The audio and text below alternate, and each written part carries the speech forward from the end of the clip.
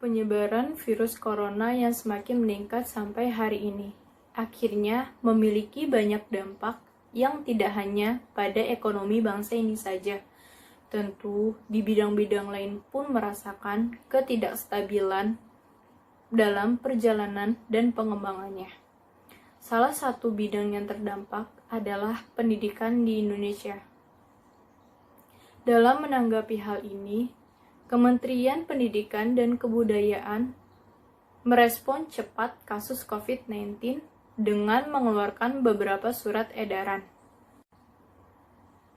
Beberapa surat edaran yang telah diterbitkan oleh Kemendikbud untuk mencegah penyebaran COVID-19 diantaranya sebagai berikut. Yang pertama, Surat Edaran Nomor 2 Tahun 2020 tentang pencegahan dan penanganan COVID-19 di lingkungan Kemendikbud. Yang kedua, Surat Edaran Nomor 3 Tahun 2020 tentang pencegahan COVID-19 pada satuan pendidikan. Yang ketiga, Surat Edaran Nomor 4 Tahun 2020 tentang pelaksanaan kebijakan pendidikan dalam masa darurat penyebaran COVID-19 berisikan 3 poin utama, yakni perihal ujian nasional, yang kedua proses belajar dari rumah atau pembelajaran jarak jauh, dan yang ketiga ujian sekolah. Apa aja sih kesulitan dalam pelaksanaan pembelajaran jarak jauh? Yang pertama, media atau aplikasi yang belum dipersiapkan secara matang. Hal ini membuat terhambatnya proses pembelajaran jarak jauh karena dari pihak sekolah masih harus menyiapkan aplikasi pembelajaran jarak jauh terlebih dahulu.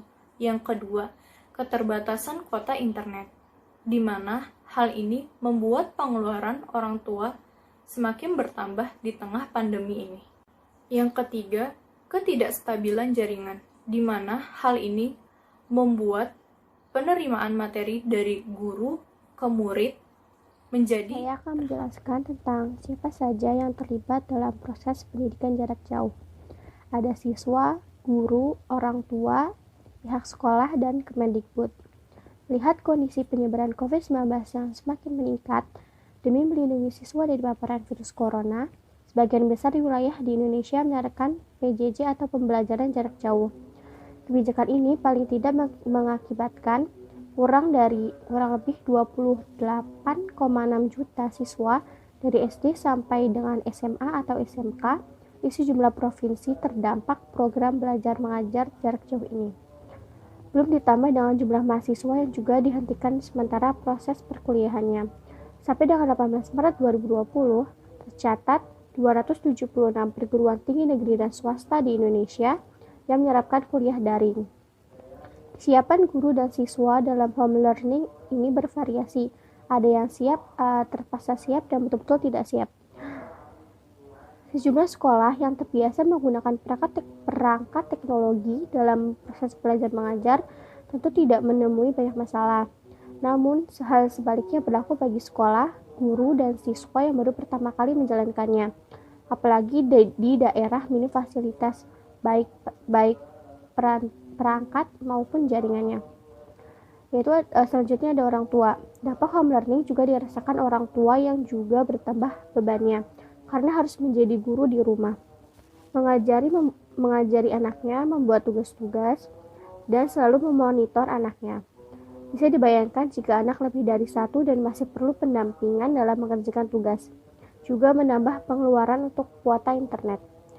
Untuk Kemendikbud, sementara itu, Kementerian Pendidikan dan Kebudayaan telah mengembangkan aplikasi pembelajaran jarak jauh berbasis portal dan Android, yaitu Rumah Belajar. Tetapi belum semua sekolah memanfaatkannya karena masih bersifat pilihan sebagai bahan ajar alternatif. Selain itu, Mendikbud juga bekerja sama dengan berbagai pihak untuk mendukung pembelajaran secara daring ini. Beberapa pihak yang fokus mengembangkan sistem pendidikan secara daring antara lain ada Google Indonesia, Kelas Pintar, Microsoft, Kuiper, Ruang Guru, Sekolahmu, dan Zenius. Penyedia media belajar daring ini menyatakan kesanggupannya berkontribusi menyelenggarakan sistem belajar secara daring pada masa wabah virus corona ini. Setiap platform akan memberikan fasilitas yang dapat diakses secara umum dan gratis. Berlangsungnya kegiatan PJJ? Berlangsungnya kegiatan PJJ atau kegiatan pendidikan jarak jauh yaitu berlangsung di seluruh dunia karena adanya pandemi COVID-19 ini. Nah, pelajar Indonesia berkegiatan PJJ ini di rumah masing-masing dengan menggunakan alatnya yaitu seperti gawai, laptop, notebook, dan semacamnya, dan juga membutuhkan jaringan internet. Pemerintah menetapkan adanya pembelajaran jarak jauh, Surat Edaran Pertama dengan nomor 2 tahun 2020 tentang pencegahan dan penanganan COVID-19 di lingkungan Kemendikbud. Surat kedua dikeluarkan pada tanggal 9 Maret 2020 dengan Surat Edaran nomor 3 tahun 2020 tentang pencegahan COVID-19 pada satuan pendidikan. Terakhir, pada tanggal 24 Maret 2020, Kemendikbud mengeluarkan kembali Surat Edaran bernomorkan 4 tahun 2020 tentang pelaksanaan kebijakan pendidikan dalam masa darurat COVID-19. Berisikan 3 poin penting, yaitu perihal ujian nasional, belajar dari rumah, dan ujian sekolah. Selanjutnya ada why, di mana why ini mempertanyakan bahwa mengapa sih digunakan pembelajaran pendidikan jarak jauh. Nah, pembelajaran jarak jauh memungkinkan para peserta dapat mengambil kelas kapanpun dan dimanapun. Hal ini memungkinkan juga mereka untuk menyesuaikan pendidikan dan pelatihannya dengan tanggung jawab dan komitmen-komitmen lainnya, seperti keluarga dan pekerjaan. Ini juga memberi kesempatan kepada para peserta yang mungkin tidak dapat belajar karena keterbatasan waktu, jarak, dan dana untuk ikut serta, dan juga memungkinkan subjek-subjek yang dianggap tidak begitu umum untuk diajarkan tersedia bagi lebih banyak peserta. Nah, yang terakhir ada how, di mana how ini mempertanyakan bahwa bagaimana sih solusinya terhadap masalah pendidikan jarak jauh ini. Masalah pendidikan jarak jauh yang bisa diperbaiki untuk saat ini, yang pertama ada satuan pendidikan dapat membuat peraturan khusus atau juknis yang jelas. Yang kedua, ada memberikan layanan gratis atau akses gratis untuk mahasiswa, baik berupa kuota internet atau sejenisnya. Yang ketiga, ada dosen-dosen diberi pelatihan sebagai bekal untuk melakukan pengajaran kepada mahasiswa. Nah, yang keempat, ada mahasiswa juga harus memiliki kesadaran untuk terus mau belajar. Sekian pemaparan dari kelompok saya. Assalamualaikum warahmatullahi wabarakatuh. Untuk memecahkan masalah terjadinya kegiatan dalam pendidikan jarak jauh, yaitu caranya itu ada 5. Nah, cara untuk memperbaiki masalah yang ada dalam kegiatan pendidikan jarak jauh. Yang pertama, yaitu pemerintah harus membeli surat edaran atau juknis yang jelas kepada sekolah-sekolah, universitas, atau yayasan berpendidikan lainnya agar mengetahui peraturan yang jelas bahwa apa sih seharusnya harus dilakukan oleh para pengajar atau para peserta didik. Nah, yang kedua itu adanya layanan akses. Jadi adanya akses internet yang diberikan secara gratis oleh pemerintah kepada para peserta didik atau guru-guru atau dosen-dosennya.